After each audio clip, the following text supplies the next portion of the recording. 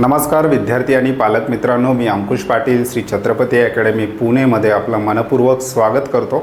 आजच्या व्हिडिओचा विषय आहे महाराष्ट्र राज्यामध्ये 2023 मध्ये नव्याने सुरू झालेले कॉलेजेस कोणते होते, त्याचबरोबर 2024 मध्ये नव्याने कोणते कॉलेजेस महाराष्ट्रामध्ये सुरू होण्याच्या मार्गावर आहेत किंवा सुरू होऊ शकतात याविषयी डिटेल इन्फॉर्मेशन आपण आजच्या व्हिडिओमध्ये घेणार आहोत। विद्यार्थी मित्रांनो, चॅनलवर नवीन असाल तर अशाच माहितीपूर्ण व्हिडिओसाठी श्री छत्रपती अकॅडमी पुणेच्या यूट्यूब चॅनलला आजच सबस्क्राईब करा। त्याचबरोबर नीट 2024ची पेड काउन्सिलिंग सेवासुद्धा आम्ही सुरू केलेली आहे।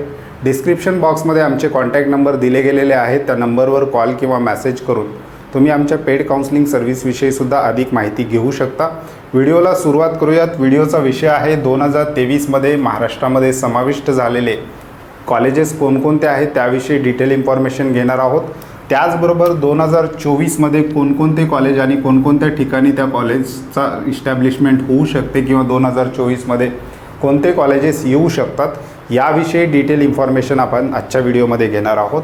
आजच्या व्हिडिओचा जर आपण विचार केला तर याच्यामध्ये आपण महाराष्ट्र राज्यातील गव्हर्नमेंट कॉलेज आणि सेमी गव्हर्नमेंट कॉलेजेसविषयी बोलणार आहोत। याच्यामध्ये डीमचा समावेश आपण केलेला नाही। महाराष्ट्र राज्यातील जेवढे गव्हर्नमेंट कॉलेज आहेत आणि सेमी गव्हर्नमेंट कॉलेजेस आहेत यांच्या ज्या काही 85% सीट या महाराष्ट्र स्टेट कोटा अंतर्गत भरल्या जातात, त्याची मुख्य वेबसाईट आहे प्रवेश प्रक्रियेचीच, आपण त्याला काउन्सिलिंगची वेबसाईटसुद्धा असं म्हणतो, ती आहे Maharashtra CET cell. Maharashtra CET सेलच्या वेबसाईटवरून या कॉलेजेसच्या सीट भरल्या जातात।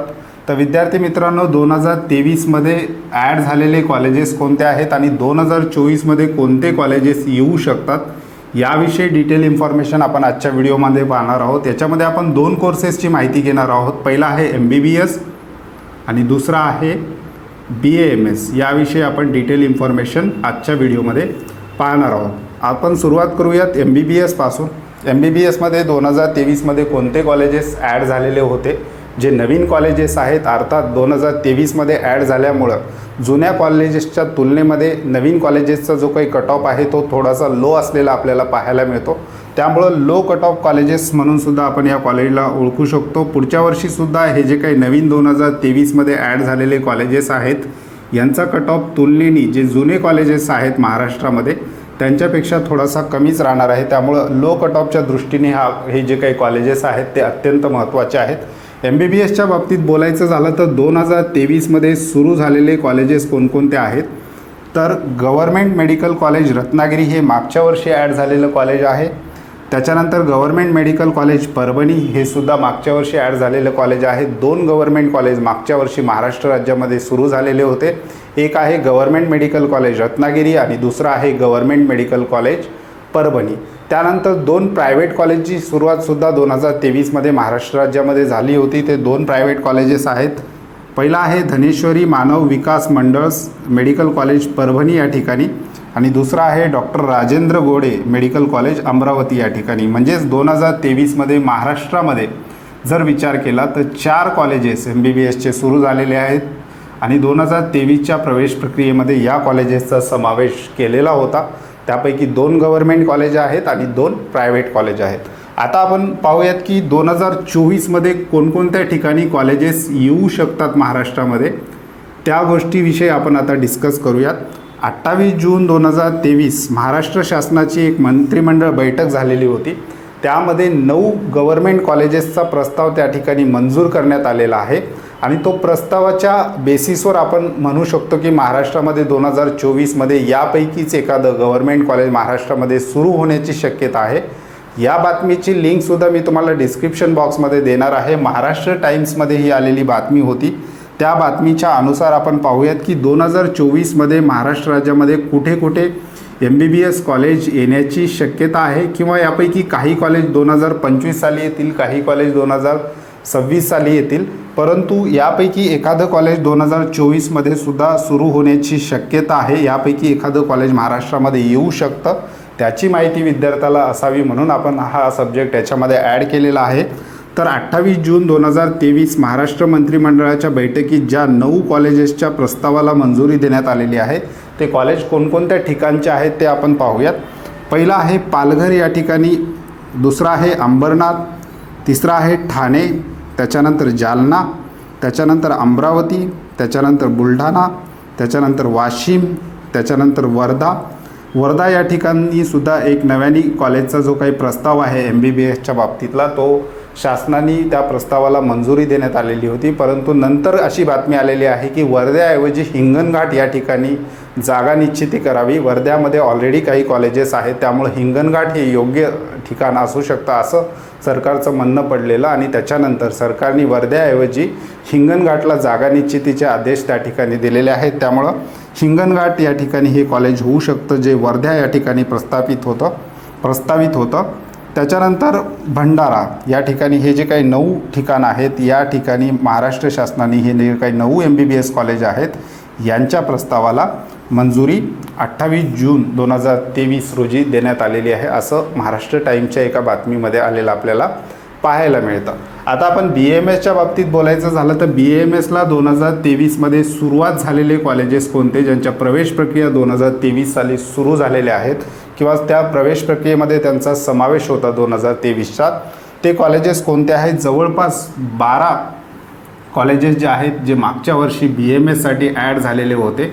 कोणकोणते कॉलेजेस आहेत ते आपण पाहूयात. पहिलं आहे महेश आयुर्वेदिक कॉलेज बीड, त्याच्यानंतर प्रकाशचंद जैन आयुर्वेदिक कॉलेज जळगाव, त्याच्यानंतर इंडियन इन्स्टिट्यूट आयुर्वेदिक कॉलेज नाशिक, त्याच्यानंतर अहिंसा institute of Ayurvedic college Dondaicha, त्याच्यानंतर PV बेल्लेकर आयुर्वेदिक कॉलेज नगर, त्याच्यानंतर लोलगे आयुर्वेदिक कॉलेज संभाजीनगर, त्याच्यानंतर मातोश्री आयुर्वेदिक कॉलेज नाशिक, त्याच्यानंतर शेडगे आयुर्वेदिक कॉलेज उस्मानाबाद, त्याच्यानंतर जयवंत आयुर्वेदिक कॉलेज सांगली, त्याच्यानंतर कांबे आयुर्वेदिक कॉलेज अकोला, त्याच्यानंतर प्रदीप पाटील आयुर्वेदिक कॉलेज कोल्हापूर, त्याच्यानंतर रुक्मिणी आयुर्वेदिक कॉलेज नगर. हे जे काही 12 कॉलेजेस आहेत हे 2023च्या प्रवेश प्रक्रियेमध्ये नव्याने समाविष्ट करण्यात आलेले होते. म्हणजे हे कॉलेजेस 2023 साली सुरू झालेले होते. यांच्या प्रवेश प्रक्रिया 2023च्या काउन्सिलिंग प्रक्रियेमधून पार पडलेले आहेत. ते हे जे काही कॉलेजेस आता आपण पाहिलेले आहेत ते 2023 साली सुरू झालेले महाराष्ट्रातील नवीन BAMS कॉलेज आहेत. आता 2024 साली महाराष्ट्रामध्ये आणखी कोणकोणत्या ठिकाणी कॉलेजेस येण्याची शक्यता आहे आणि त्यांची नावं काय आहेत ते आपण पाहूयात.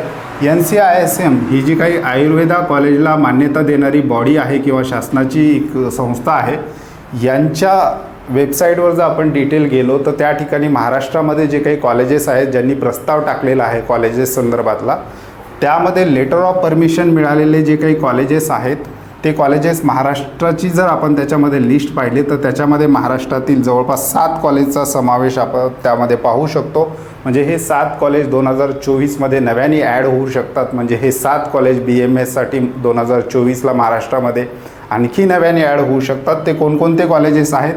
पहिला आहे सुमित्राबाई ठाकरे आयुर्वेदिक कॉलेज यवतमाळ, त्याच्यानंतर शांतीबाई ओतरमल जैन आयुर्वेदिक कॉलेज रायगड, त्यांच्यात नंतर आहे विलासराव देशमुख आयुर्वेदिक कॉलेज नागपूर, त्याच्यानंतर आहे अंजनेया आयुर्वेदिक कॉलेज नाशिक, त्याच्यानंतर आहे भोंडकर आयुर्वेदिक कॉलेज भंडारा, त्याच्यानंतर आहे गोविंदराव वंजारी आयुर्वेदिक कॉलेज नागपूर आणि त्याच्यानंतर आहे इंदुताई गायकवाड आयुर्वेदिक कॉलेज नागपूर. असे हे जे काही 7 कॉलेजेस आहेत हे 2024च्या काउन्सिलिंग प्रक्रियेमध्ये ॲड होण्याची शक्यता आहे. महाराष्ट्राचा जर विचार केला तर दरवर्षी जे कॉलेजची संख्या वाढते त्याच्यामध्ये BAMS कॉलेजेसची संख्या आहे ती तुलनेने बाकी कोर्सेसपेक्षा BAMSचे जे काही कॉलेज आहेत महाराष्ट्रामध्ये ते तुलनेने अधिक असतात.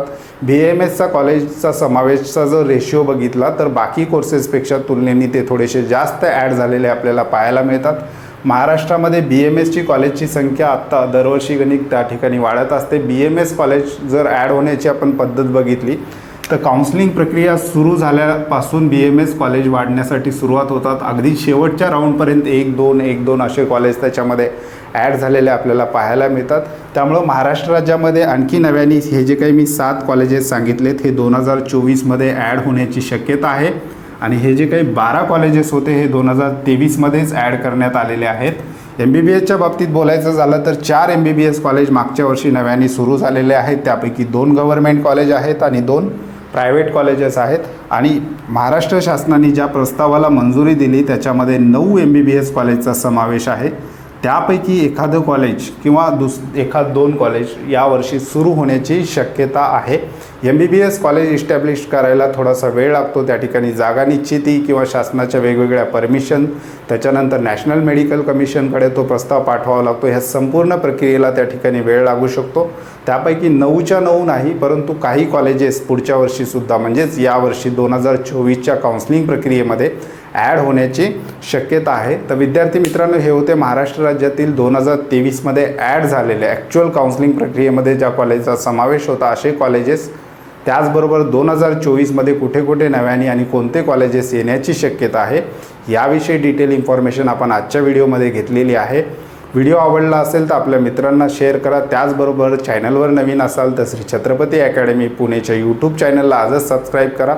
त्याचबरोबर श्री छत्रपती अकॅडमी पुणेचं एक ऑनलाईन ॲप्लिकेशनसुद्धा आहे. त्या ठिकाणी शासनाच्या वेगवेगळ्या वेबसाईटवर येणाऱ्या नीट संदर्भातील जे काही महत्त्वाचे अपडेट्स आहेत ते विद्यार्थ्यांना एकाच प्लॅटफॉर्मवर मिळावेत यासाठी आम्ही आमचं ऑनलाईन ॲप्लिकेशनसुद्धा लॉन्च केलेलं आहे. अद्यापही आमचं ऑनलाईन ॲप्लिकेशन जर तुम्ही डाउनलोड केलं नसेल तर डिस्क्रिप्शन बॉक्समध्ये त्याची लिंक दिली गेलेली आहे. त्या लिंकवर क्लिक करून तुम्ही आमचं ऑनलाईन ॲप्लिकेशन डाउनलोड करून घेऊ शकता. त्याचबरोबर श्री छत्रपती अकॅडमी पुणेच्या पेड काउन्सिलिंग सर्व्हिसमध्ये तुम्हाला समाविष्ट व्हायचं असेल तर डिस्क्रिप्शन बॉक्समध्ये आमचे नंबर त्याचबरोबर आमचा ॲड्रेस दिला गेलेला आहे.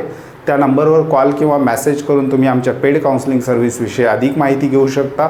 त्याचबरोबर अशाच प्रकारचे अपडेट्स तुमच्या व्हॉट्सअपवर जर तुम्हाला फ्री मिळवायचे असेल तर डिस्क्रिप्शन बॉक्समध्ये आमच्या फ्री व्हॉट्सअप ग्रुपची सुद्धा लिंक दिली गेलेली आहे. त्या लिंकवर क्लिक करून तुम्ही आमच्या फ्री व्हॉट्सअप ग्रुपला सुद्धा सहज जॉईन होऊ शकता. तुर्तास आजच्या व्हिडिओमध्ये आपण इथेच थांबतोय. पुन्हा भेटूयात आणखी एका नव्या आणि माहितीपूर्ण व्हिडिओमध्ये. धन्यवाद.